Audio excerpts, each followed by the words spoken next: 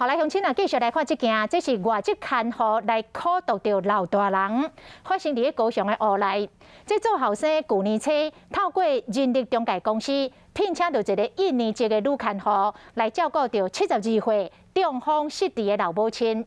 今年的8月，这后生发现老母的身躯顶有未少所在乌青经血，这个查才知影讲，这个看护唔那怕伊的老母，讲硬甲伊的老母来灌食。甲这个女看护来问，伊竟然讲，因印尼遐拢是安尼咧照顾老大人的，啊随后就讲袂做离开咯。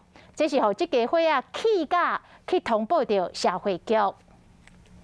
老太太的面床顶洗喙，这印尼看护出力塞伊的头，这行嘅过程佫唔那这段尔。饲差长的时，物件放伫头前，直接用踢的，因后生看到这段监视器画面，生气佫艰苦。这里还是有淤青。高雄乌来区这位72岁老太太，目睭佫乌青。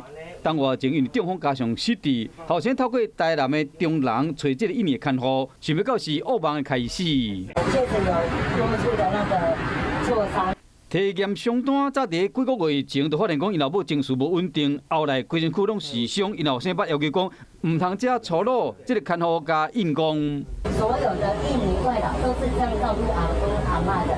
伫中南公司要求下，看护用印尼文写悔过书也唔过。他还是一样对阿嬷很动粗。一直到这个看护感觉家己辞职了后，因后生听到隔壁请的外劳伫讲。